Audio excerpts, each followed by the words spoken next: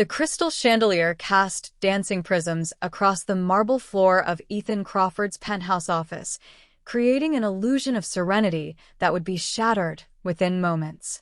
At 33, Ethan had built an empire from nothing, tech innovations that revolutionized how people connected across the globe.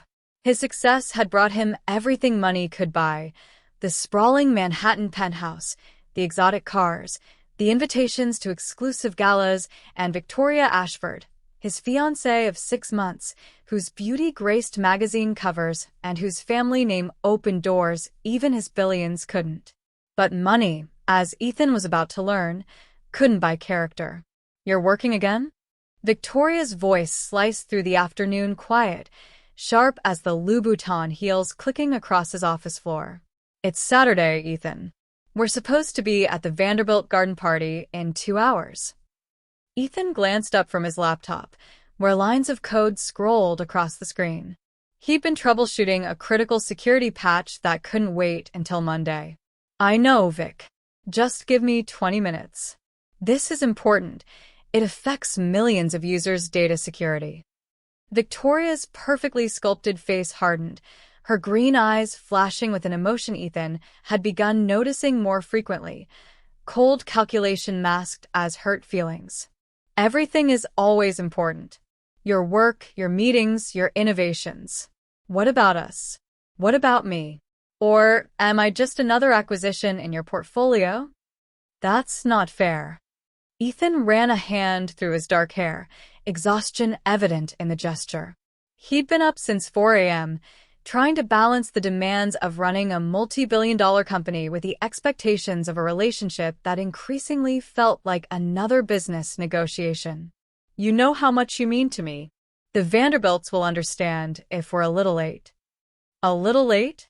Victoria's voice rose, and Ethan caught movement in his peripheral vision. Sophia, his maid, quietly collecting coffee cups from the side table, her 3-year-old daughter Ayla holding onto her mother's skirt.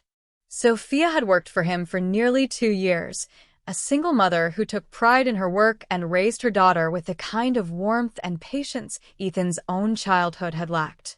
The little girl with dark curls and curious brown eyes often played quietly while her mother worked, drawing pictures or arranging her toy blocks with surprising concentration. "You don't get it, do you?" Victoria continued, her designer handbag swinging as she gestured dramatically. "I've sacrificed everything to be with you. I turned down modeling contracts in Paris. I rearranged my entire social calendar. I never asked you to sacrifice anything," Ethan interrupted gently, trying to keep his voice level. He was aware of Sophia's presence and didn't want to create an uncomfortable scene. "I've always supported your career, Victoria. If you want to take those contracts, take them." The wrong thing to say. Victoria's face flushed with rage, and in that moment, Ethan saw something he'd been trying to ignore for months. She didn't love him. She loved what he represented: the status, the wealth, the power couple image they projected. The realization hit him like a physical blow, stealing his breath. "Fine," Victoria hissed. "If your precious work matters more than me, than us, than our future together." She reached for his laptop. "Victoria, don't." Ethan started to rise from his chair, but he was too late. With a swift, deliberate motion, Victoria grabbed the laptop and slammed it onto the marble floor. The sound of shattering plastic and breaking components echoed through the office like a gunshot. She didn't stop there. Picking it up, she smashed it down again, then a third time, breathing hard, a wild satisfaction glinting in her eyes. "There," she said, smoothing her blonde hair back into place, her voice suddenly calm, controlled. "Now, maybe you'll pay attention to me." The room fell into stunned silence. Ethan stared at the destroyed laptop. Not just any laptop, but the one containing 3 years of unsensed personal notes, research for his next innovation, and the only copies of photos from his late mother's memorial service. The backup systems would have everything eventually, but those photos, taken on his phone and transferred just yesterday, might be gone forever. But it wasn't the loss of data that made Ethan's blood run cold. It was the smirk on Victoria's face, the expectation in her eyes that he would panic, would beg, would finally put her first at any cost. She was waiting for him to grovel, to reassure her of her importance, to prove his love by abandoning his responsibilities. In that moment, watching her smirk, Ethan saw his future flash before his eyes, a lifetime of manufactured crises, of manipulation, of being controlled through guilt and tantrums. This wasn't love. This wasn't partnership. This was a preview of a prison sentence, and the cell door hadn't closed yet. "Mr. Crawford, I'm so sorry, we'll leave." Sophia's soft voice broke the silence as she moved toward the door, clearly uncomfortable, tugging Ayla with her. But little Ayla, whose 3-year-old mind hadn't fully grasped the tension in the room, pulled free from her mother's hand. She toddled over to where the laptop lay in pieces, its screen cracked but still faintly glowing, keys scattered across the floor. "Broken," Ayla announced solemnly, her small face scrunched in concentration. She'd seen her mother fix things before: toys, broken cabinet handles, loose picture frames. To her innocent mind, broken things could be fixed. That's what grown-ups did. "Ayla, sweetie, come here," Sophia called softly, her voice apologetic as she glanced at Ethan. "Don't touch that, honey. It's not a toy." But Ayla, with the determined focus only a toddler on a mission could possess, knelt beside the laptop. Her tiny hands reached for the keys scattered around it, and she began pressing them back into place with the same concentration she used when doing her puzzles. Her small fingers danced across the keyboard, pressing buttons in what seemed like random patterns, her tongue poking out the corner of her mouth in absolute focus. "Fixing it," she murmured to herself. "Fix, fix, fix." Victoria laughed. A cold, brittle sound. How touching. The help's daughter thinks she can repair a $3,000 laptop. "This is ridiculous, Ethan. Are you going to just stand there, or are you going to—" She stopped mid-sentence because something impossible was happening. The laptop screen flickered, then blazed to life. Lines of code began scrolling across it, system files reorganizing themselves, the fractured screen somehow displaying perfectly in the sections that still worked. Ayla's random key presses, completely by accident, had triggered a deep system recovery sequence that Ethan himself had programmed years ago but had forgotten about, a failsafe so buried in the system architecture that even he rarely accessed it. Everyone watched in stunned silence as the laptop, against all odds, began restoring itself. Files reappeared, systems rebooted, and within 90 seconds, a cheerful startup chime announced that the computer was fully functional. Ayla clapped her hands together, delighted. "Fixed it," she announced proudly, her face beaming with the pure joy of accomplishment. She looked up at Ethan with those innocent brown eyes, expecting praise, having no idea she'd just performed a miracle. Ethan knelt slowly beside her, his hands trembling as he picked up the laptop. Everything was there, all his files, all the photos, everything Victoria had tried to destroy. But more than that, this child, this beautiful, innocent little girl, had restored something else entirely, his clarity. "You did fix it," Ethan said softly, his voice thick with emotion. "You're absolutely brilliant, Ayla." "Thank you." The little girl's smile could have powered the entire building. Victoria's face had gone from smug satisfaction to confusion to something darker, a rage born of losing control. She stared at the functioning laptop as if it had personally betrayed her, her carefully manicured hands clenching into fists at her sides. "That's impossible," she said flatly. "I destroyed that computer. I saw it break." Ethan rose to his feet, the laptop carefully cradled in his hands, and for the first time in their relationship, he looked at Victoria with complete clarity. The scales had fallen from his eyes, and what he saw wasn't pretty. She wasn't upset that her tantrum hadn't achieved the emotional manipulation she'd intended. She was angry that the destruction she'd caused had been undone. "Sophia," Ethan said quietly, "would you mind taking Ayla to the kitchen?" I think there are some cookies in the blue jar, and she's more than earned them. Sophia nodded quickly, clearly eager to remove her daughter from whatever was about to unfold. Of course, Mr. Crawford. Come on, sweetheart, let's get a snack. Cookie. Ayla chirped happily, taking her mother's hand and skipping toward the door, completely unaware that she just changed the trajectory of several lives. As the door closed behind them, the silence in the office grew heavy. Ethan set the laptop carefully on his desk and turned to face Victoria, who was already launching into her next attack. I don't know what kind of show this is, she started, her voice dripping with disdain, but don't think a lucky accident changes anything. You still ignored me, Ethan. You still chose work over our relationship. And now you're going to reward the maid's brat for touching your things? Do you have any idea how this looks? How it looks? Ethan repeated, his voice dangerously quiet. Victoria, you just destroyed my property in a fit of rage because you didn't get your way. How do you think that looks? She waved a dismissive hand. Oh, please. It's a laptop. You can buy 100 more before dinner. Stop being so dramatic. It's not about the laptop.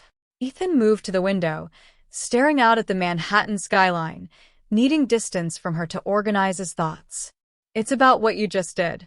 What it represents. What I did.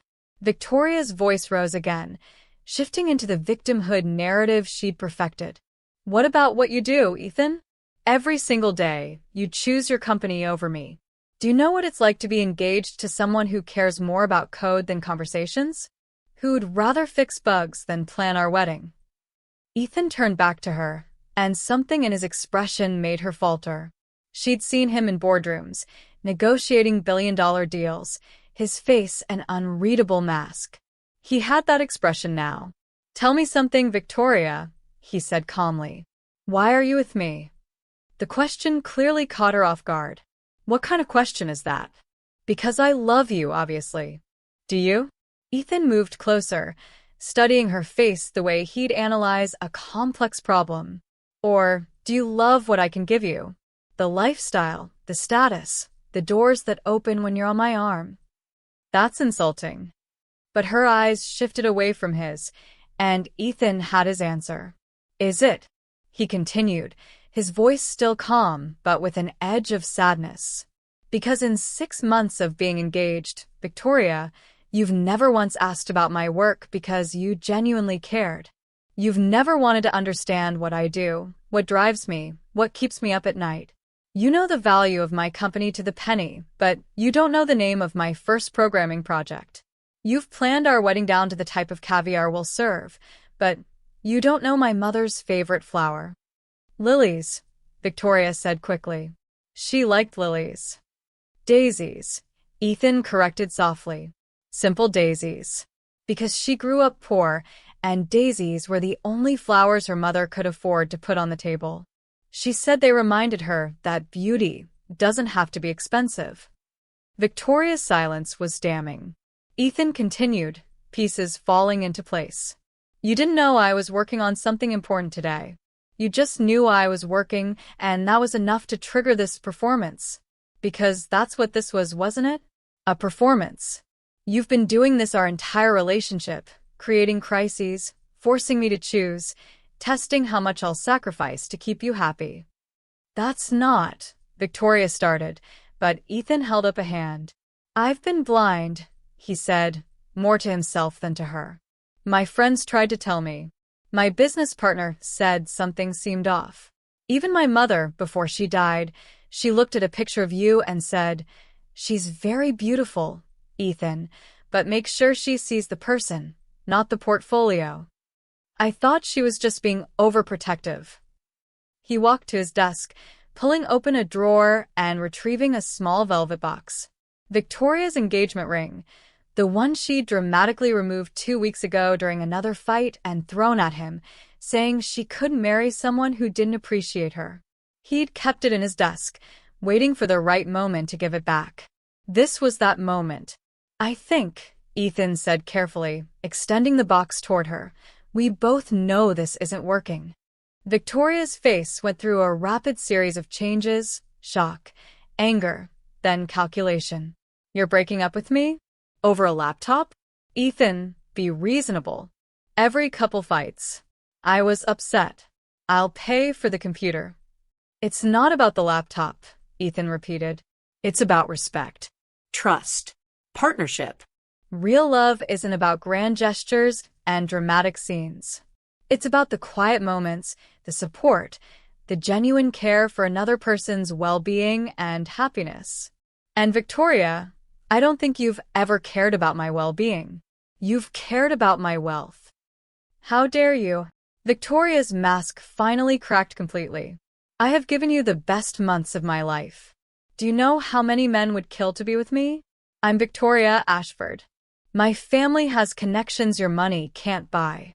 Then use those connections to find someone who makes you genuinely happy, Ethan said quietly. Because I don't. And you don't make me happy either. We've been performing for each other, Victoria.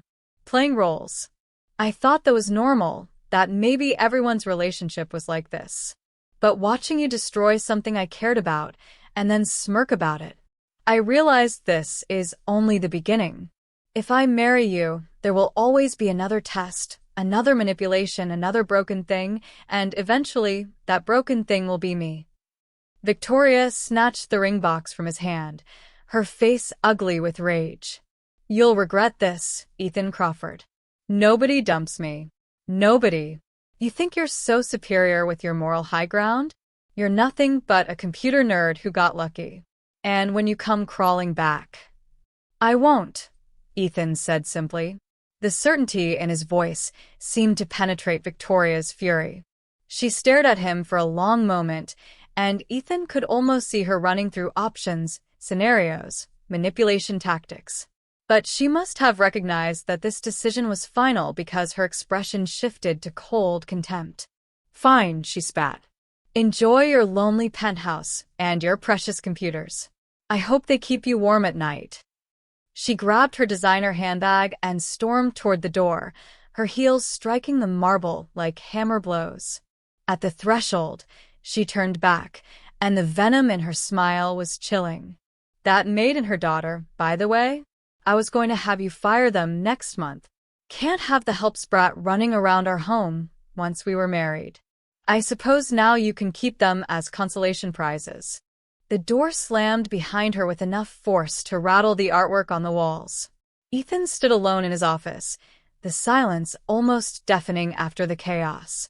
His hands were shaking, not from anger, but from the adrenaline of finally standing up for himself, for what was right.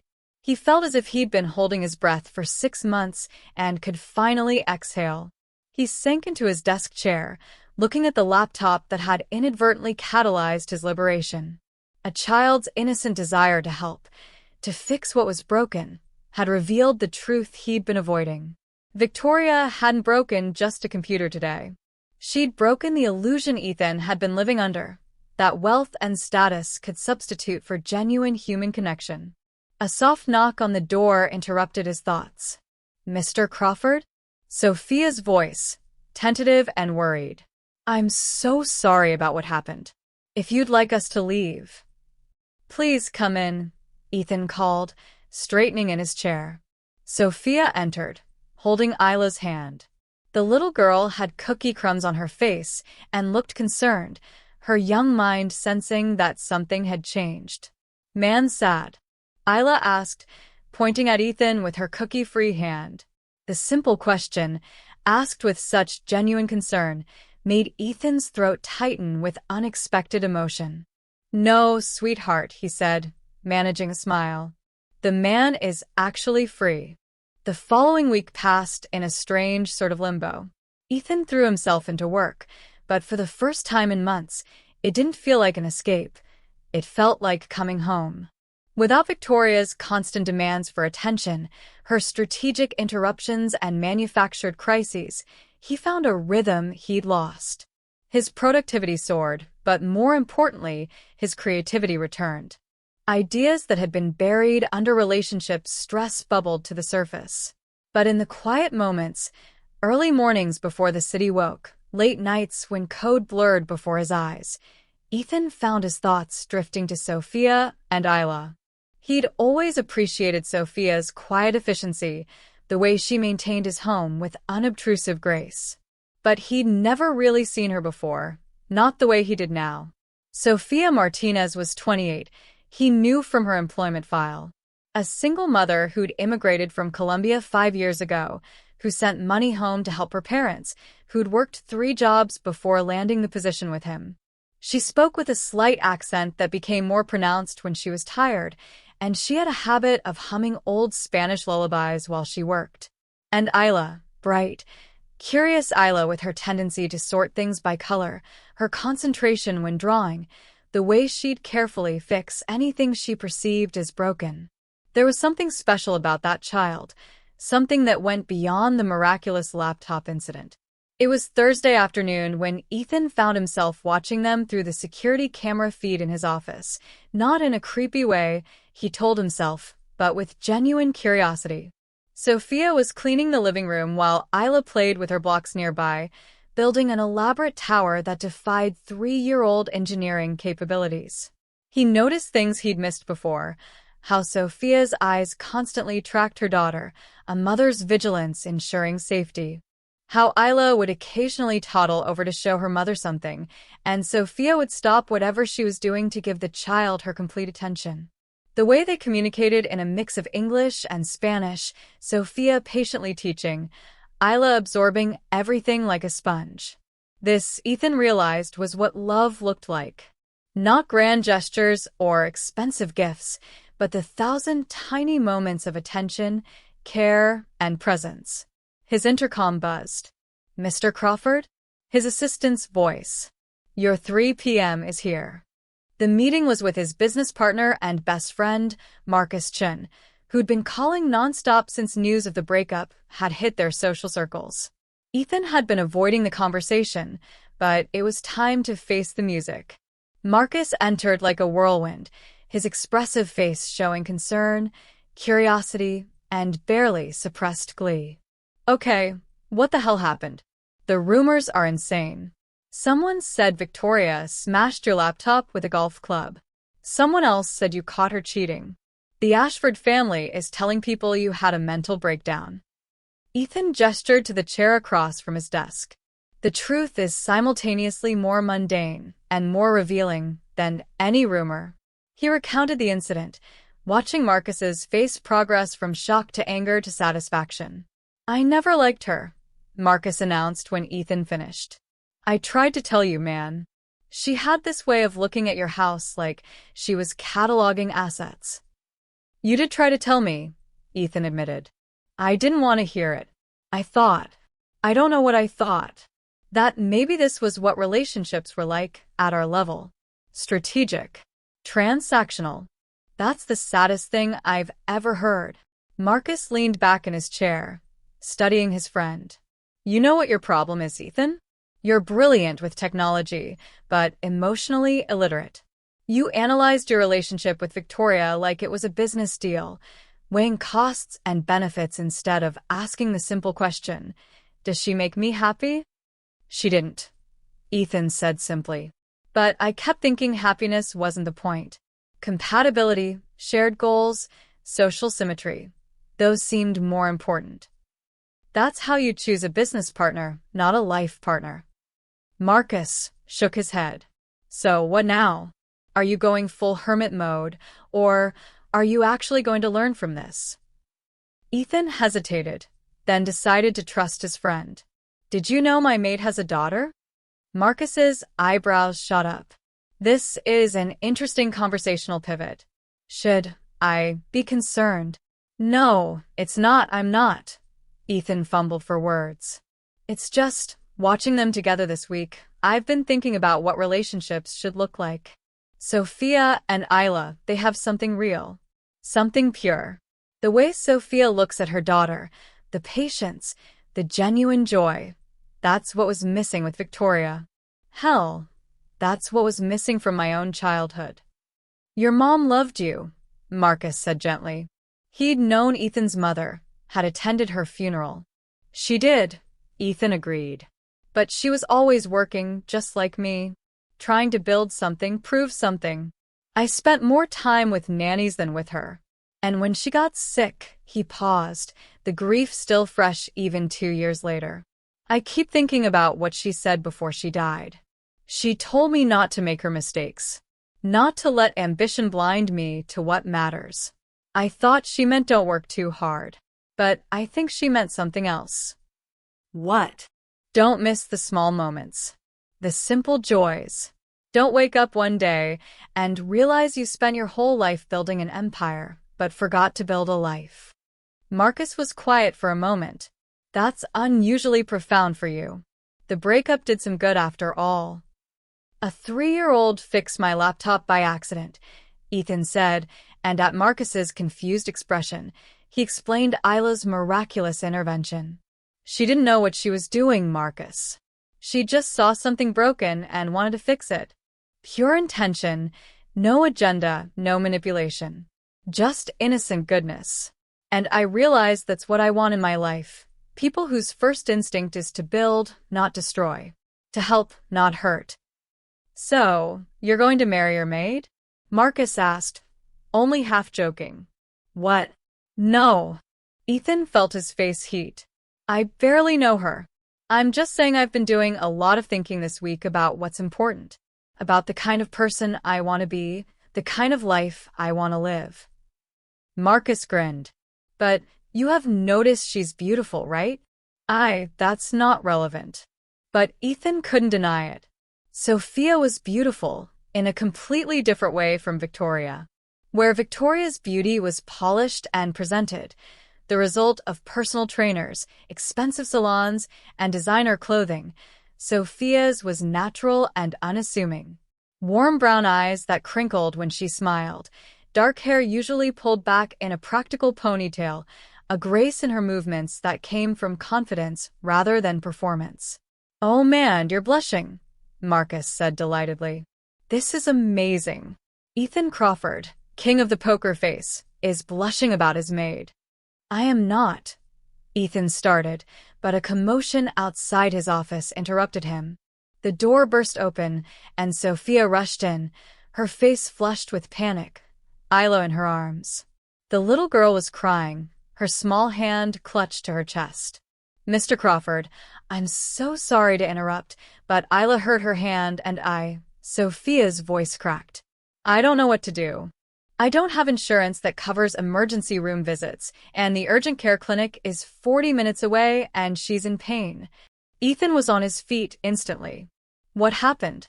She was playing in the kitchen, and she grabbed a glass that was too heavy. It fell and shattered, and when she tried to help clean it up, Sophia's eyes were bright with tears. There's glass in her palm.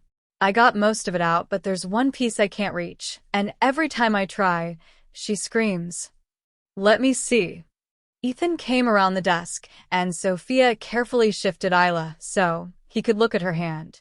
The little girl was sobbing, her face red and splotchy, but when she saw Ethan, she reached for him with her uninjured hand. Hurts, she whimpered. Make it better? Something in Ethan's chest cracked wide open. This child, who barely knew him, trusted him to fix her pain just as she'd trusted herself to fix his laptop. The faith in those tear-filled eyes was humbling. I'm going to make it better, Ethan promised. He looked at Marcus. Can you call Dr. Reeves? Tell him I'm bringing in a pediatric emergency and I need him to meet me at his office in 15 minutes. On it, Marcus said, already pulling out his phone. Mr. Crawford, I can't ask you to, Sophia started, but Ethan was already grabbing his jacket. You're not asking. I'm offering. Marcus will drive. We'll take my car. It's faster than a taxi and more comfortable than waiting for an ambulance for something non-life-threatening. He gently took Ayla from Sophia's arms, and the child curled against his chest, her sobs quieting slightly. It's okay, little one. We're going to fix your hand, just like you fixed my computer. The ride to Dr. Reeves's office was tense. Sophia sat in the back, clutching her daughter's free hand, murmuring comfort in Spanish. Ethan held Ayla, who'd stopped crying but was making small hiccuping sounds of distress.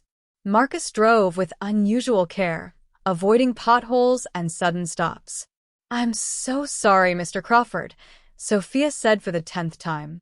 "I should have been watching her more carefully. I was distracted, cleaning the windows, and she was so quiet." "Children get hurt," Ethan said firmly. "It's not your fault. You're here, you're helping her, you're doing everything right. But I'm supposed to be working, not asking my employer to." "Sophia." Ethan waited until she met his eyes. "You're not just an employee. You're a person I respect, raising a remarkable child. This is what people do for people they care about. They help." The words seemed to shock her into silence. Dr. Reeves, Ethan's personal physician and a man who owed his practice's expansion to Ethan's generous investments, was waiting when they arrived. He took one look at Ayla's tear-stained face and immediately shifted into gentle pediatrician mode. "Well, who do we have here?" he asked warmly. "A brave young lady who needs a little help?" The glass extraction took 20 minutes. Dr. Reeves was patient and kind, letting Ayla hold a stuffed bear while he worked, explaining everything he was doing in simple terms. Sophia held her daughter's other hand, and Ethan found himself holding Sophia's free hand, offering silent support. When it was over, Ayla had a neatly bandaged hand, a lollipop, and a new stuffed bear. Dr. Reeves prescribed antibiotics to prevent infection and gave Sophia careful instructions for wound care. "She'll be fine," he assured them. "The cut was clean and I got all the glass out. She'll probably forget about it by tomorrow." "Thank you," Sophia said, her voice thick with gratitude. "How much do I?" "Already taken care of," Ethan said quickly. "Mr. Crawford, I can't let you." "You can and you will." Ethan's tone left no room for argument.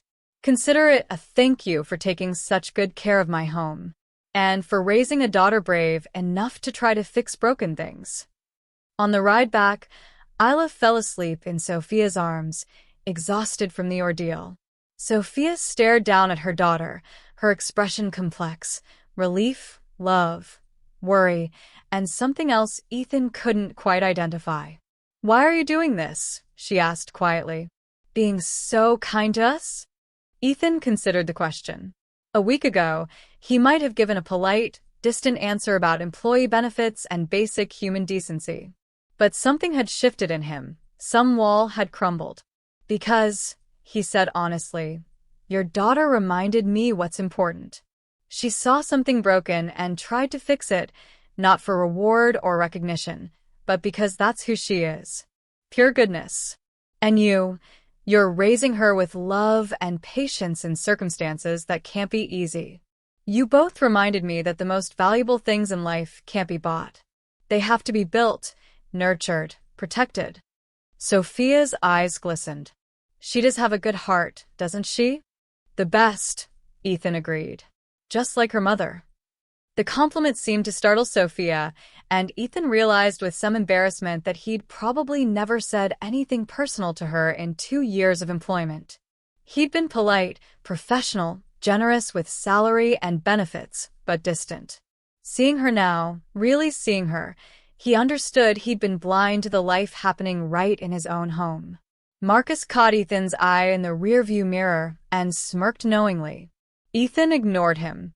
When they arrived back at the penthouse, Ethan helped Sophia carry Ayla to the small apartment attached to the main residence, quarters he'd never actually visited before.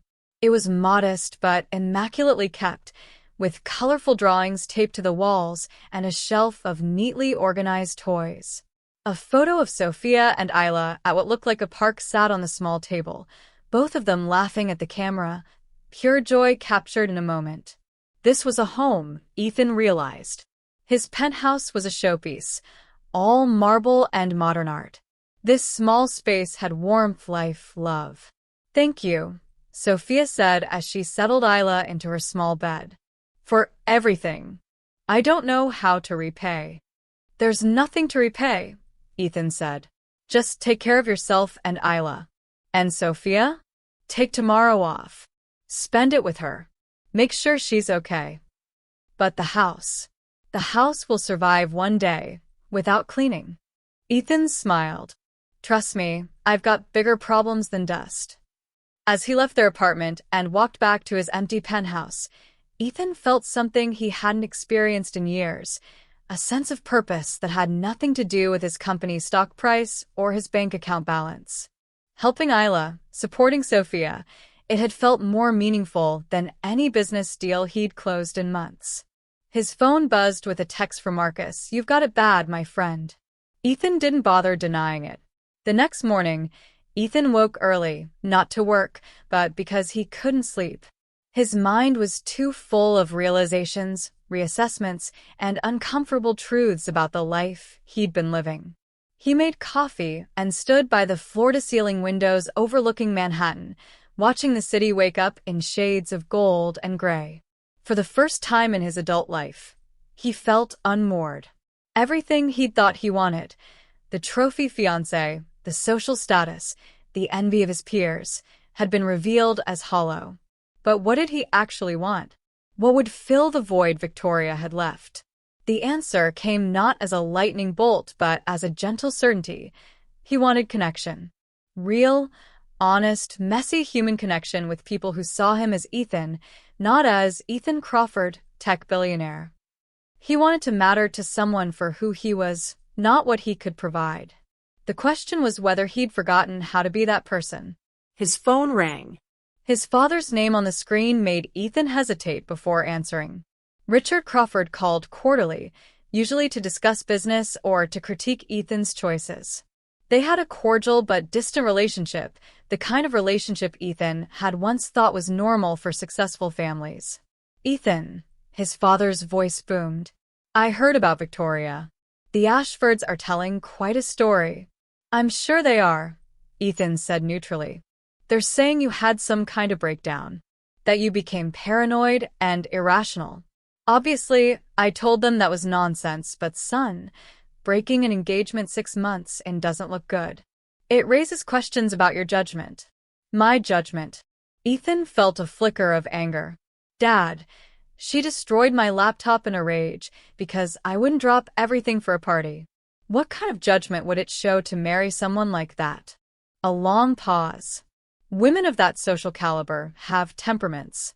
It's the price of breeding and beauty. Your mother had her moments too. The casual dismissal of his mother, who'd worked herself to exhaustion, who'd loved Ethan fiercely even when she was too busy to show it, made something snap in Ethan. Mom didn't have moments, Dad. She had a husband who was never home and a son who followed in his footsteps. She had dreams she put aside to support your career. And she died regretting it. She told me so on her deathbed. The silence that followed was heavy with shock. Ethan never challenged his father. Never. That's not fair, Ethan. His father's voice had lost its boom. I provided for your mother. She had everything she could want, except time with the people she loved, Ethan said quietly. Except a partner who saw her as more than a beautiful accessory. Sound familiar? Another long pause. When his father spoke again, his voice was different, smaller, older. "What are you saying, son?" "I'm saying I don't want to be you, Dad. I don't want to wake up in 20 years and realize I built an empire, but lost myself. I don't want to look back on my life and see nothing but board meetings and balance sheets. Mom tried to tell me that before she died, but I didn't understand. I do now." "This is about more than the engagement, isn't it?" his father asked, and for the first time in Ethan's memory, Richard Crawford sounded uncertain. "A 3-year-old fixed my laptop this week," Ethan said. "By accident. By just being herself, curious, helpful, unafraid of trying. And it made me realize that I've spent my entire adult life being afraid." Afraid of what? Of being ordinary, of not being enough, of failing to live up to some impossible standard. So I worked harder, earned more, dated women who looked good in photos but didn't actually like me. And it was all just noise, distraction from the fact that I was lonely. His father was quiet for a long moment. "Your mother said something similar to me once. I didn't listen." "I know." Don't make my mistakes, Ethan. The words were simple, but they carried the weight of regret. Ethan felt his throat tighten. I'm trying not to, he said. That's why I ended things with Victoria. That's why I'm reevaluating everything. Good. His father cleared his throat, emotional vulnerability clearly uncomfortable. Well, Keep me posted on your reevaluation. And Ethan, for what it's worth, your mother would be proud. You're braver than I ever was. After the call ended, Ethan sat in stunned silence. His father had never said anything like that before. The conversation felt like a small crack in the wall that had always stood between them, a possibility of connection he hadn't known existed. A soft knock interrupted his thoughts. Through the intercom, Sophia's voice. Mr. Crawford? I know you said to take the day off, but Ayla wanted to thank you. Can we come up for just a moment? Of course. Moments later, Sophia entered with Ayla, who was clutching a piece of paper. The little girl's hand was still bandaged, but she seemed completely recovered, bouncing with energy. Made you picture? Ayla announced, presenting her drawing with pride. Ethan knelt to her level and took the paper carefully. It was a child's drawing, all bright crayon colors and enthusiastic scribbles, but he could make out figures. A tall one, a small one, and what might have been a laptop with a sun shining above it. This is beautiful, Ethan said sincerely. Is this you fixing my computer? Ayla nodded vigorously. And you? And Mama? Happy.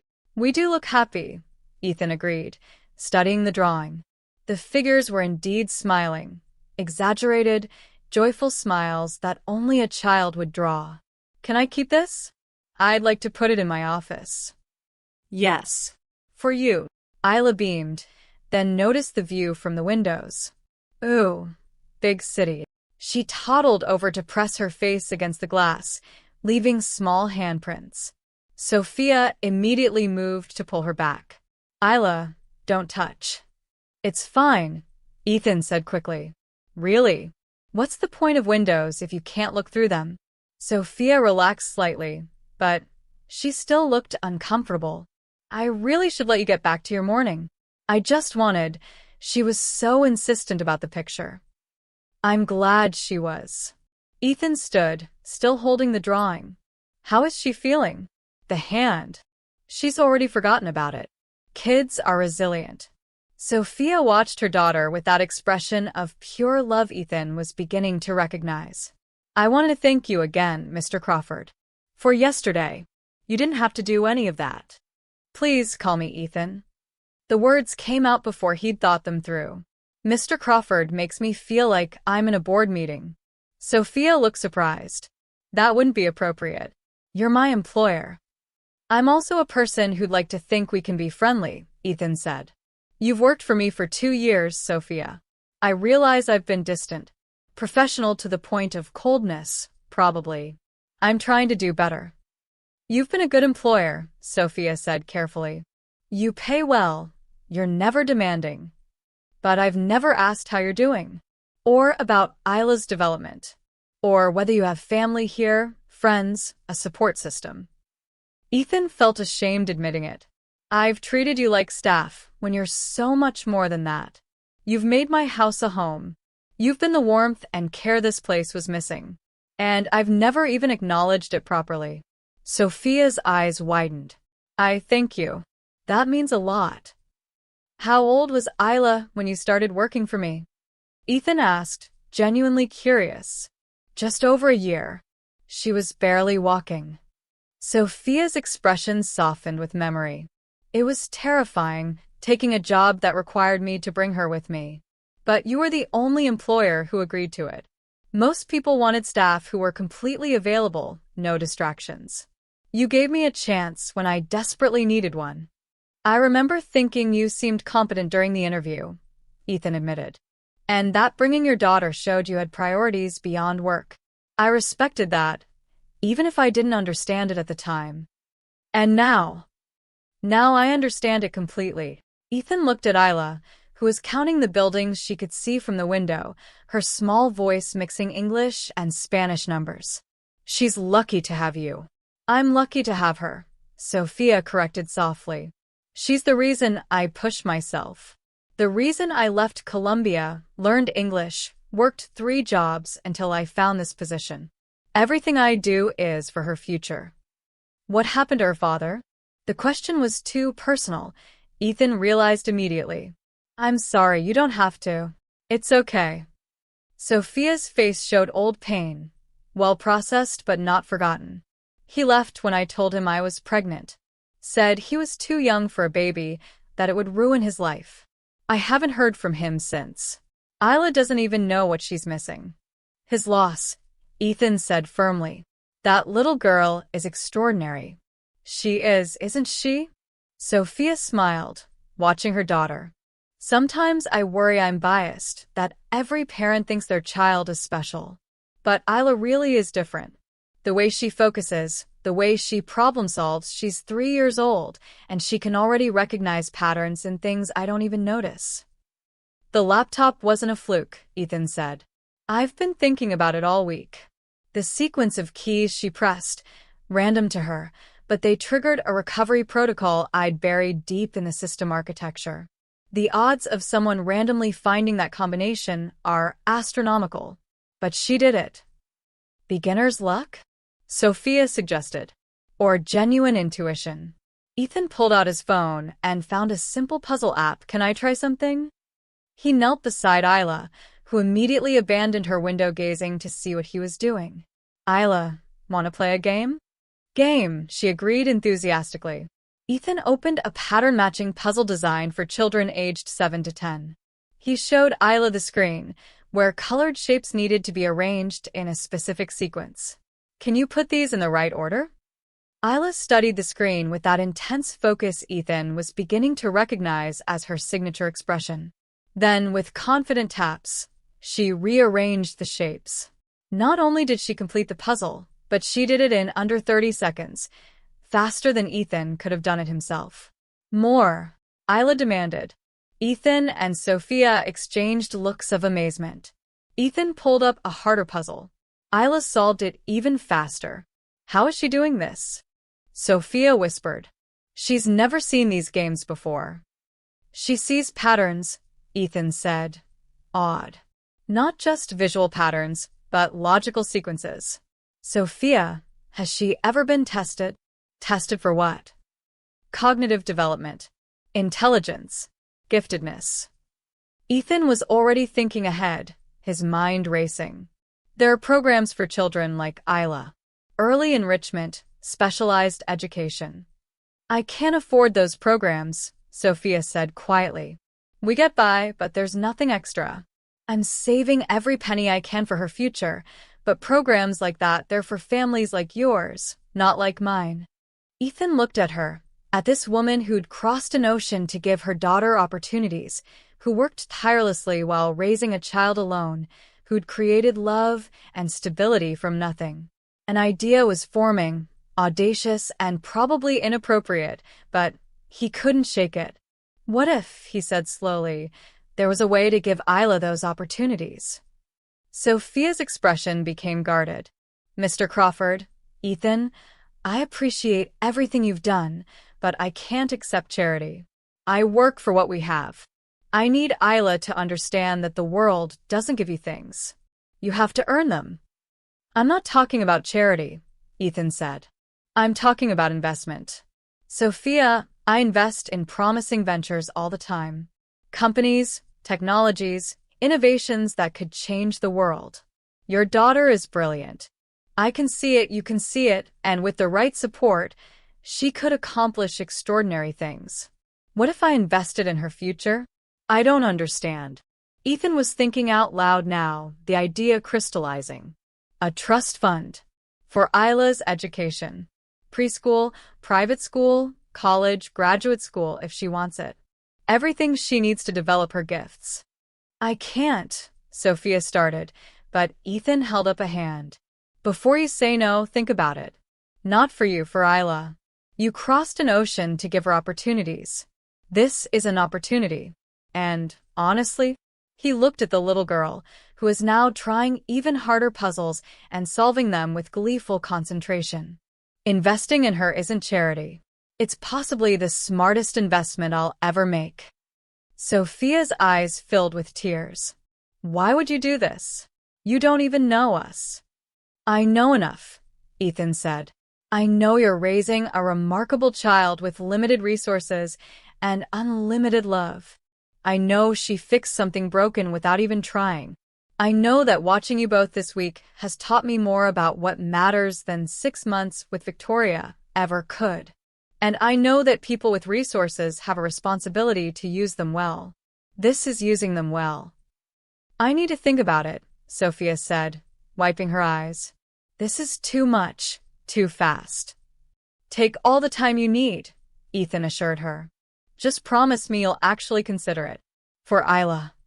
Sophia nodded, unable to speak.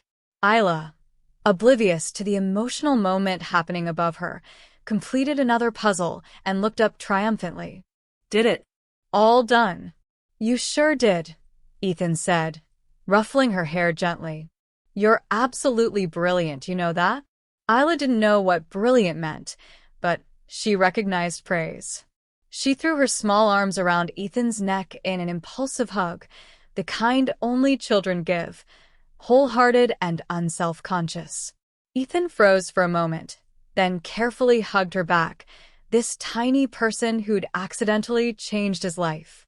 Over Ayla's shoulder, he caught Sophia's expression, wonder, gratitude, and something that looked like the beginning of trust. For the first time in longer than he could remember, Ethan felt like he was exactly where he was supposed to be.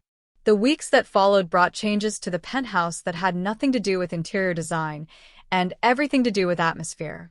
Ethan found himself spending less time in his office and more time in the common areas where Sophia worked and Ayla played. Not hovering, he was careful not to make Sophia uncomfortable, but simply being present in his own home for the first time in years. He started working from the kitchen island sometimes, his laptop open while Ayla built block towers nearby. He'd respond to emails while listening to Sophia hum those Spanish lullabies. Sometimes Ayla would bring him her drawings, and he'd make a show of examining them seriously before taping them up in his office alongside acquisition contracts and patent applications. His employees thought he'd lost his mind. His productivity hadn't decreased. If anything, he was sharper than ever, but his communication style had changed. He asked his assistant about her kids. He remembered his CFO's wife's name. He started really listening in meetings instead of thinking 3 steps ahead. Marcus noticed immediately. You're different, he said during their weekly breakfast meeting. Calmer. More human. I was human before, Ethan protested. Barely. Marcus grinned. You were a robot programmed for success. Now you're actually a person. It's unsettling. Victoria breaking my laptop might be the best thing that ever happened to me, Ethan mused. And the maid's daughter fixing it, Marcus added pointedly. How's that situation developing? Ethan knew what he was really asking. Sophia accepted the education trust for Ayla. It took 2 weeks of convincing, but she finally agreed. We're starting with the Montessori program that specializes in gifted children. And you're spending time with them because Ayla is fascinating, Ethan said honestly. Watching her learn is incredible. She doesn't just absorb information. She transforms it, applies it in ways that surprise me. Last week, she reorganized my app icons by color and function. She's 3 years old, Marcus. 3. And Sophia? Ethan hesitated. What about her? Come on, man. You're not fooling anyone. You light up when you talk about them. Both of them. I respect Sophia, Ethan said carefully. She's an incredible mother. Strong, patient, devoted. And she's had to be all of that alone, which makes it even more impressive. Do you like her? The question was simple, but the answer was complicated. Did Ethan like Sophia? Yes. Did he find himself looking forward to seeing her each day? Absolutely. Did he notice things like how her eyes crinkled when she laughed at something Ayla said, or how she always made sure he'd eaten lunch even when he forgot? Definitely. But there was a massive power imbalance. She worked for him. She depended on him for her livelihood, and now for Ayla's future. Any romantic interest on his part could be coercive, even if he didn't mean it that way. Sophia might feel obligated to reciprocate out of fear or gratitude, and that was unacceptable. I like her as a person, Ethan said finally. But anything more would be inappropriate. She's my employee. Then maybe she shouldn't be, Marcus suggested. I'm not firing her so I can date her, Ethan said firmly. That's absurd. Not firing. Promoting. Marcus leaned forward, his business mind clearly turning. Hear me out. You're already investing in Ayla's education. What if you invested in Sophia too? You know she's bright. You can tell from the way she manages your household, how she prioritizes, how she solves problems. What if you sponsor her to go to school? Get a degree in something she's passionate about? Then she wouldn't be your maid anymore. She'd be, I don't know, your colleague. Someone on equal footing. The idea was intriguing but fraught with problems. She'd think I was trying to buy her affection. Or she'd think you recognized her potential and wanted to help her achieve her dreams. You know, like you do with startup founders all the time. That's different. Is it? Marcus challenged. You see potential, you invest in it. That's literally your entire business model. The only difference is you're attracted to this particular investment, which, newsflash, is allowed. You're a single man. She's a single woman. As long as you're not being creepy or coercive about it, there's nothing wrong with having feelings. She works for me, Ethan repeated. Then change that variable. Marcus sat back, satisfied with his logic. Look, I'm not saying propose tomorrow. I'm saying if you're interested in Sophia as a person, not just as Ayla's mom or your employee, give her the opportunity to become more than that. Give her agency, options, the power to choose what she wants without financial pressure. That's the opposite of coercive. Ethan turned the idea over in his mind. I'd have to hire a replacement, someone to help with the house. Hardship, Marcus said dryly. And I'd have to approach it carefully. Make sure she understood there were no strings attached, no expectations.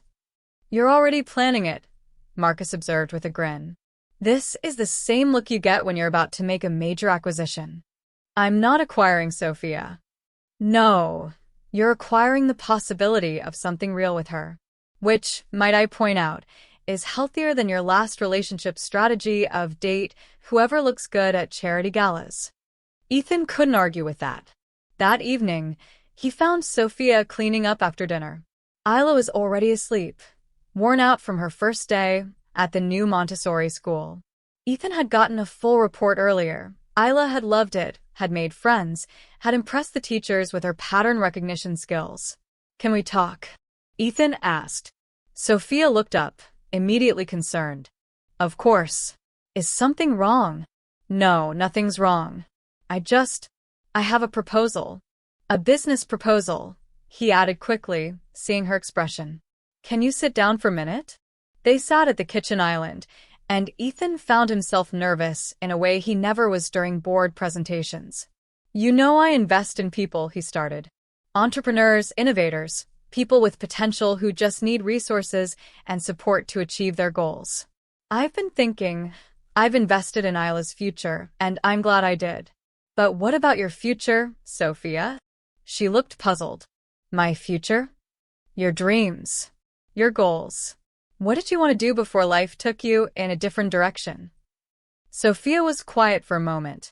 I wanted to be a teacher, she said finally. In Colombia, I was in university studying education. I loved it, working with children, helping them discover their potential. But when I got pregnant, I had to drop out. I needed to work, to support myself and Ayla. And teaching credentials don't transfer easily between countries anyway. What if they could? Ethan asked. What if you went back to school? Got your degree here, got certified to teach. I can't afford. I know. But I can. Ethan rushed on before she could protest. Not charity, Sophia. Investment. You're brilliant with kids, I see it every day with Ayla. You'd be an amazing teacher. And honestly, the world needs more teachers like you would be. Patient, creative, genuinely caring about children's development. Sophia shook her head. I can't accept more from you. You've already done so much. Then don't think of it as accepting. Think of it as letting me invest in something I believe in. Ethan leaned forward. Here's what I'm proposing. I'll sponsor your education. Full tuition, books, expenses. You'd need to find childcare for Ayla while you're in classes, but I can help with that too. There's an excellent childcare program at the university. In exchange, you'll stop working for me as a maid. Sophia's face fell. You're firing me? No. God, no. I'm proposing we restructure our relationship. Ethan took a breath. If you go to school, you won't have time to maintain the house. I'll hire a cleaning service. But I'd like you and Ayla to stay in your apartment here if you want to. No rent, no obligations. Just be neighbors. Be friends. Let me watch Ayla grow up, be part of her life, and yours, without the employer-employee dynamic making everything complicated. Sophia stared at him like he'd spoken in a foreign language. Why would you do this? What do you get out of it? Honest question deserved an honest answer. Peace of mind, Ethan said. Knowing I help someone deserving achieve their dreams. A chance to watch Ayla continue to develop with proper support. And maybe friendship. Real friendship, with people who knew me before I was a billionaire, who see me as just Ethan. I knew you were a billionaire when we met, Sophia pointed out. But you didn't care, Ethan countered. You cared whether I'd let you bring your daughter to work. You cared about doing your job well and taking care of Ayla.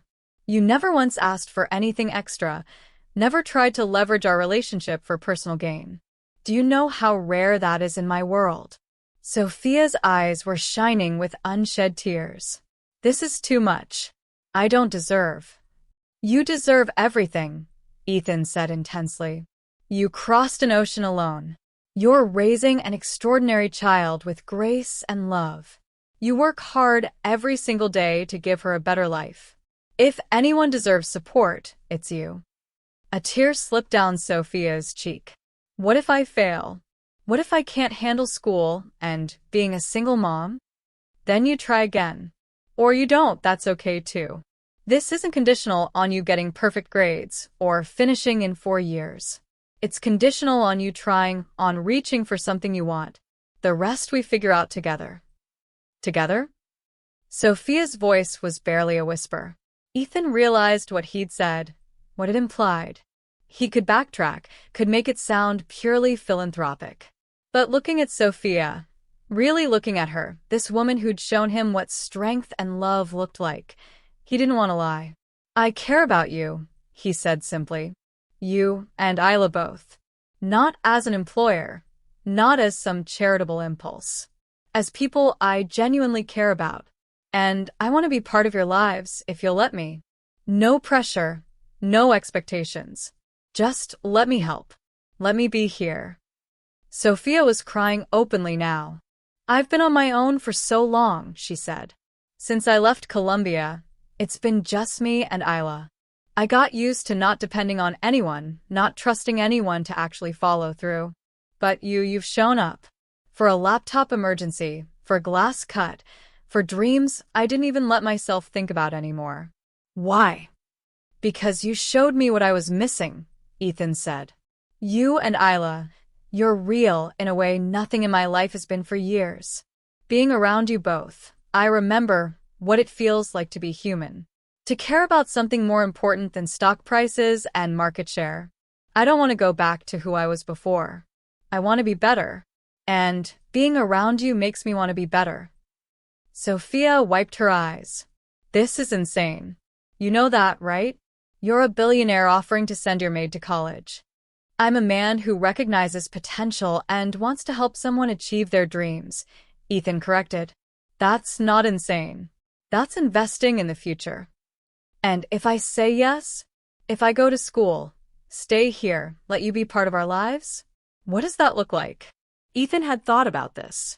It looks like you focusing on your education while I cheer you on.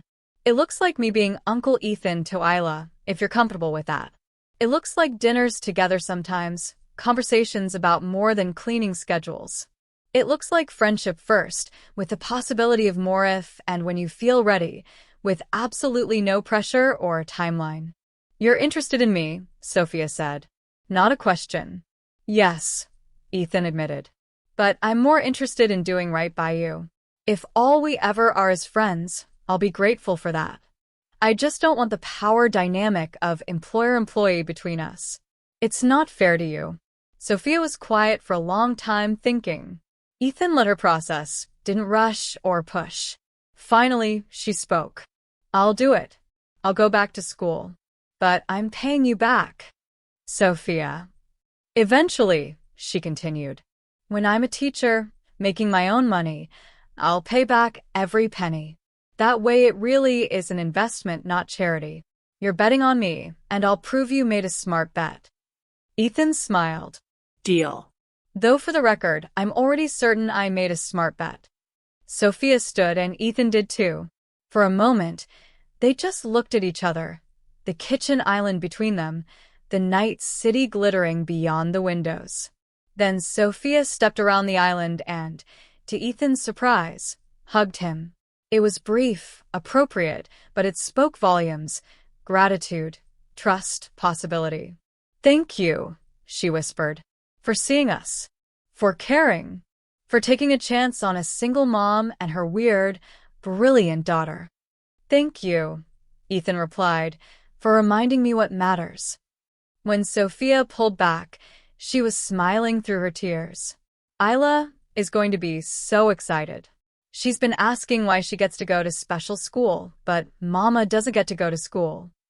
Now you both do, Ethan said. Equal opportunity education. She'll probably try to help with my homework. Given her track record with fixing things, you should let her. They laughed, and the sound filled the penthouse with warmth it had never had before. Ethan realized this was what a home should feel like, full of laughter, possibility, and people who genuinely cared about each other. Victoria's voice echoed in his memory. Enjoy your lonely penthouse. Looking at Sophia's smile, thinking of Ayla asleep down the hall, Ethan had never felt less lonely in his life. 6 months later, Ethan stood in the kitchen making pancakes, badly. Ayla sat on the counter, supposedly supervising but mostly eating chocolate chips directly from the bag. Only a few more, Ethan warned. Your mom will know if you spoil your breakfast. Mama won't know, Ayla said confidently, then immediately contradicted herself by shouting, Mama, we're making pancakes. Sophia emerged from her apartment, backpack over her shoulder, her hair pulled back in a ponytail. She'd been at the university for 3 months now, and Ethan had never seen her happier. The stress lines around her eyes had softened. She smiled more freely. And watching her discuss educational theory, with the same passion she brought to motherhood, was mesmerizing. Are we? Sophia asked, surveying the flour-dusted kitchen with amusement. Because it looks like we're making a mess. Mess first, pancake second, Ethan said. That's the process. Ayla giggled. Ethan bad at cooking. Hey, Ethan protested. I'm improving. These will be almost edible. Last time you made breakfast, the smoke alarm went off, Sophia reminded him, but she was smiling. She'd stopped calling him Mr. Crawford 2 months ago, right around the time Ethan hired a cleaning service and their relationship had officially transitioned from employer-employee to something else. Something neither of them had named yet, but that felt natural and right. That was one time, Ethan said. And technically, burnt toast is still toast. It was charcoal, Sophia countered, but she came over to inspect his pancake batter. Too lumpy. Here.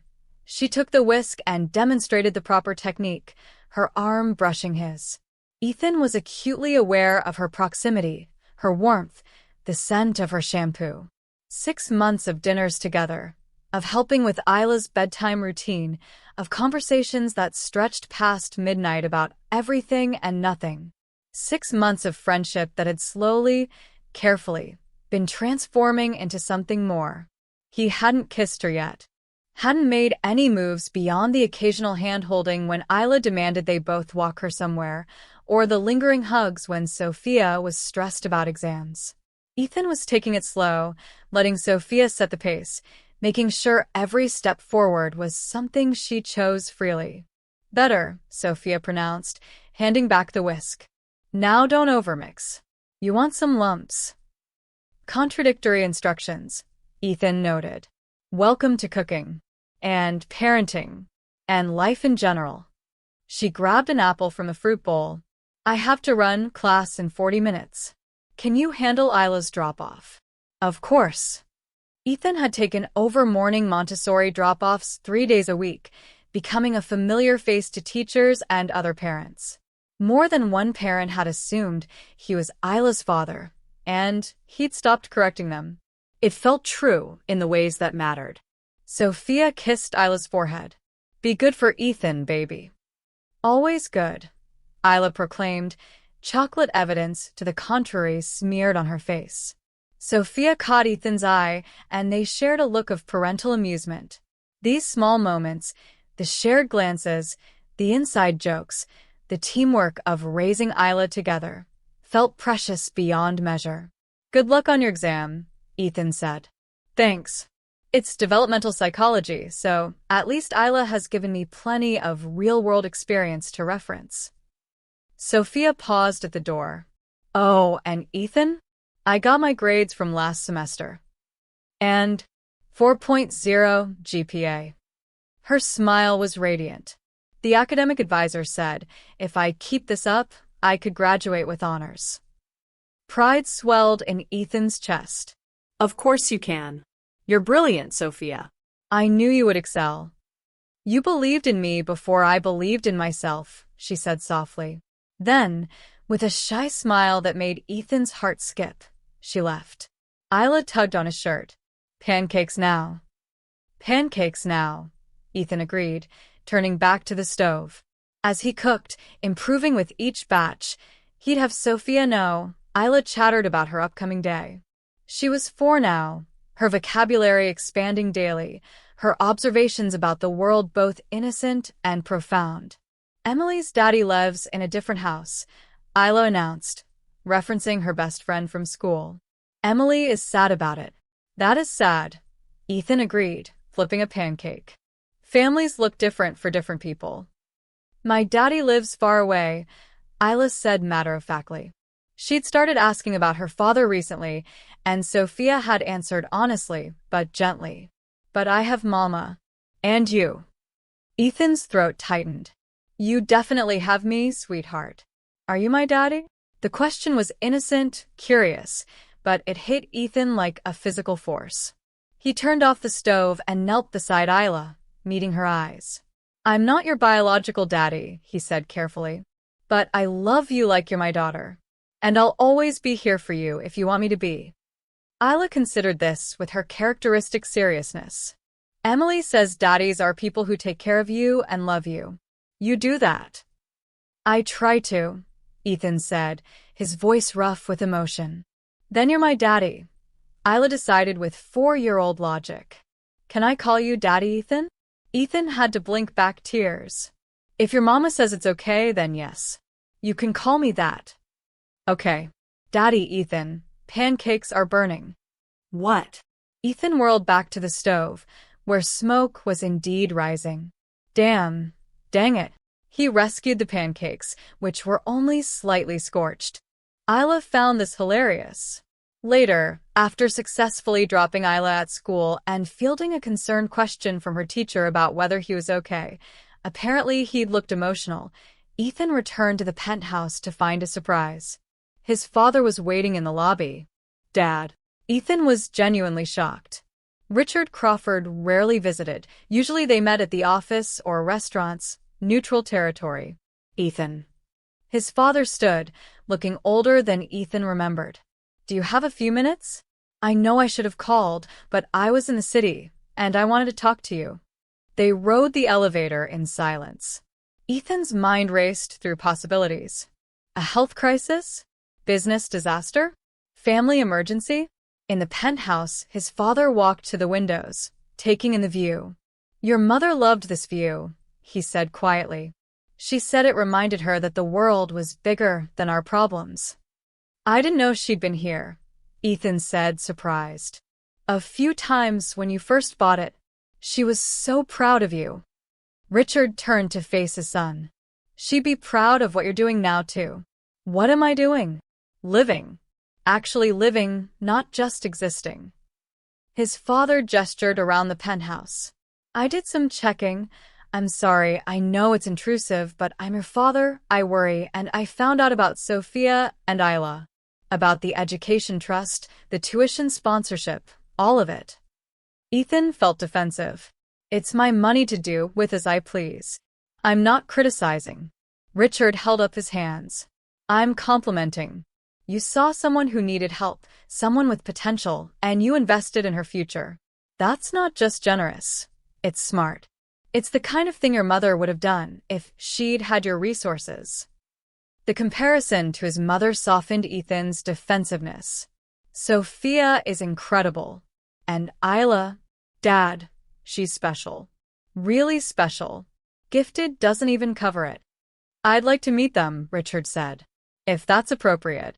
If I'm not overstepping." Ethan studied his father, seeing vulnerability he'd rarely witnessed. "Why?" "Because they're important to you. Because in 6 months, you've changed more than you did in the previous 6 years. Because," Richard paused, choosing words carefully, "because I'm realizing I didn't do right by you or your mother. I prioritized work over relationships, success over connection. I don't want to make that mistake again. I don't want to miss knowing the people who matter to you." It was the most emotionally honest thing Richard Crawford had ever said to his son. "They're having dinner here Friday night," Ethan heard himself say. "Nothing fancy. Ayla insists we have pizza picnic on the living room floor. You could join us if you want." His father smiled, and it transformed his face. "I'd like that very much." Friday arrived too quickly, and not quickly enough. Ethan was nervous in a way he hadn't been since his first major business presentation. He wanted his father to like Sophia and Ayla, wanted Ayla to like his father, wanted the evening to somehow bridge the gap between his old life and his new one. Sophia picked up on his anxiety immediately. "It'll be fine," she assured him, arranging pizza boxes on a blanket spread across the living room floor. "He's your father." "He'll love Ayla. Everyone loves Ayla." "What if he's cold to you? What if he makes assumptions about our relationship?" Ethan fretted. "Then I'll handle it like I've handled every other judgment and assumption in my life, with grace and confidence." Sophia squeezed his hand. "Ethan, breathe. This isn't a business negotiation. It feels more important than any business negotiation." Sophia's expression softened. "You really care what he thinks."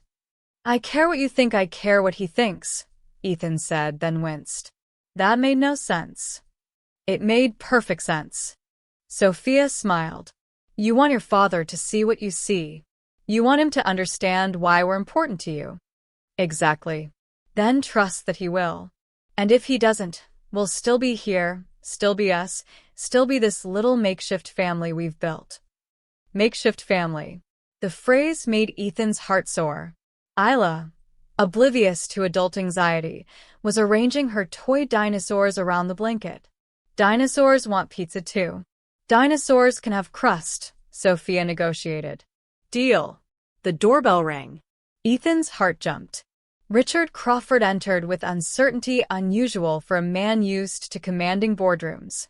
He carried a wrapped present and looked thoroughly out of his element. "Dad, this is Sophia Martinez." "Sophia, my father, Richard Crawford." "Mr. Crawford, it's nice to meet you." Sophia extended her hand with poise that belied any nervousness. "Please call me Richard." "And it's my pleasure." His father shook her hand, and Ethan was relieved to see genuine warmth in his eyes. "Ethan speaks very highly of you." "And this," Ethan said, scooping up Ayla, "is Ayla." Ayla regarded Richard with 4-year-old directness. "Are you Ethan's daddy?" Richard's face melted into a smile. I am. Then you my grandpa, Ayla announced with her characteristic logic. The statement hung in the air. Ethan held his breath. Richard's eyes glistened. I would be honored to be your grandpa, if that's okay with your mama. Sophia nodded, her own eyes bright with tears. Grandpa, Ayla declared. Do you like dinosaurs? I don't know much about them, Richard admitted. I'll teach you. Ayla wiggled out of Ethan's arms and grabbed Richard's hand, tugging him toward the blanket. This is T-Rex. He's mean but misunderstood. As Ayla launched into an elaborate explanation of her dinosaur collection, Richard Crawford, shark of Wall Street, terror of boardrooms, sat cross-legged on the floor and listened with rapt attention. Ethan and Sophia stood watching, their hands somehow finding each other. Your dad seems nice, Sophia murmured. He's trying, Ethan said. We both are. The evening unfolded with surprising ease. They ate pizza on the floor while Ayla narrated an epic dinosaur battle. Richard asked Sophia about her studies and listened with genuine interest. Ayla decided her new grandfather needed to learn all her favorite songs and insisted on teaching him. At one point, Ethan found himself in the kitchen with his father, ostensibly getting more drinks, but really having a moment alone. She's remarkable, Richard said quietly. Both of them are. I know. You love them. Not a question. Ethan didn't hesitate. Yes. Does Sophia know? I think so. I hope so. We're taking things slow. I don't want to rush her or make her feel pressured. She's been hurt before, and she's protective of Ayla. Ethan. His father put a hand on his shoulder. I've seen a lot of relationships in my life. Business, personal, everything in between. And I can tell you with certainty, that woman in there loves you too.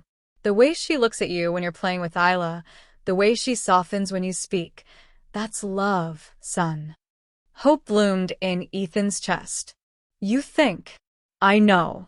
The question is, what are you going to do about it? I don't know, Ethan admitted. I don't want to mess this up. It's too important. Then tell her that. Richard smiled. Sometimes the simplest approach is the best. Tell her you love her, that you're not going anywhere, that you want to build a life together. Let her know where you stand and let her decide if she wants to stand there with you. It was good advice. Possibly the best advice his father had ever given him. They returned to the living room to find Ayla asleep on the blanket, pizza crust still clutched in one hand. Sophia was covering her with a light blanket, her touch gentle. I should go, Richard said quietly. This was wonderful. Thank you for including me. Grandpa come back? Ayla mumbled, half asleep. Yes, sweetheart, Richard said, his voice thick. Grandpa will come back. After Richard left, after Sophia carried Ayla to bed, Ethan and Sophia found themselves alone in the living room, the city lights twinkling beyond the windows. Your father is lovely, Sophia said, curling into the couch corner. Not what I expected. He's trying to be better, Ethan said. We both are. You don't need to be better, Sophia said softly. You're already the best man I know. The words hung between them, heavy with meaning. Ethan moved closer, his heart pounding. Sophia, there's something I need to tell you. Something I've been wanting to say for months, but wasn't sure of the right time, and I'm still not sure this is the right time, but I can't keep it in anymore. Ethan. Sophia put her hand over his, stopping his nervous ramble. I know. You know? I know you love us. Ayla and me. I've known for a while. How? Sophia smiled. Because it shows in everything you do. The way you make pancakes even though you're terrible at it because Ayla asked. The way you rearranged your schedule so you could do school drop-offs. The way you invested in my education not because you wanted something from me, but because you wanted something for me. The way you look at us like we're the best thing that ever happened to you. You are, Ethan said fervently. You absolutely are. We feel the same way about you, Sophia said, her eyes shining. Both of us. You've given us so much, not just material things, though those matter too. You've given us security, opportunity, family. You've shown up for us in ways no one ever has. Ayla calls you Daddy, Ethan, because that's what you are to her. And you, Ethan prompted, barely breathing. I love you, Sophia said simply. I've been falling in love with you for months. Maybe since you rushed Ayla to the doctor without hesitation, or maybe since the first time you looked at her drawings like they were masterpieces. I tried not to because I was scared of the power imbalance, scared of getting hurt again, scared of disrupting the beautiful friendship we'd built. But I can't help it, Ethan. I love you. Ethan cupped her face in his hands. Can I kiss you? Please, Sophia breathed. The kiss was everything their relationship had been, gentle, patient, building slowly into something powerful and true. When they finally pulled apart, both were smiling. I want this, Ethan said. Not just for tonight or for now. I want us. I want to be Ayla's father in every way that matters. I want to support your dreams and watch you achieve them. I want to build a life together, a real family, based on love and trust and partnership. I want that too, Sophia said. But Ethan, I need you to understand. I'm not Victoria. I can't be your trophy or your accessory. I'm a student, a single mother, an immigrant trying to build a better life. I come with complications and responsibilities and a daughter who will always be my first priority. I don't want another Victoria, Ethan said firmly. I want you exactly as you are. And Ayla is my priority too. She has been since the moment she fixed my laptop and looked at me with those big eyes. So proud of herself. You're a package deal, and that's exactly what I want. Sophia's smile was radiant. Then, I guess we're doing this. We're doing this, Ethan confirmed, kissing her again. From Ayla's room, a small voice called out. Mama? Daddy Ethan? Are you kissing? Yucky. They broke apart, laughing. Not yucky, Sophia called back. Go back to sleep, baby. Love is definitely yucky, Ayla insisted, but her voice was already drowsy, fading back into sleep. Ethan and Sophia looked at each other and smiled. Two people who'd found each other in the least expected way, whose lives had been changed by a broken laptop and a child's innocent attempt to fix it.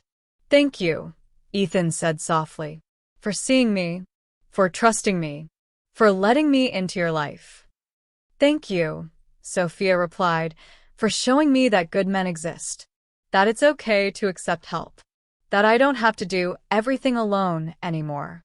They sat together on the couch, Sophia curled against Ethan's side, watching the city lights blur and twinkle. Neither spoke for a long time, content in the silence, in the presence of each other, in the knowledge that they'd built something real and lasting from the broken pieces of Ethan's old life. In the morning, they'd have pancakes again, with Sophia's supervision. Ayla would go to her special school and tell everyone about her new grandpa. Sophia would ace her psychology exam. Ethan would go to the office and make decisions that affected millions, but he'd leave on time for dinner, for bedtime stories, for the small moments that had become the most important parts of his life. But for now, in this moment, they simply sat together, a makeshift family that had somehow become the realest thing in Ethan's world. A billionaire who discovered that the greatest wealth wasn't in his bank account, but in the love of a brilliant child and her remarkable mother. A woman who'd crossed an ocean seeking opportunity and found not just education and security, but partnership and love. And a child who'd accidentally fixed more than just a laptop. She'd fixed the broken heart of a man who hadn't even known he needed healing. Sometimes the most extraordinary things begin with the simplest acts of innocence and kindness. A child pressing random keys. A mother raising her daughter with love. A man finally learning what truly matters. This was their beginning. And it was, Ethan thought as Sophia's hand found his in the darkness, absolutely perfect.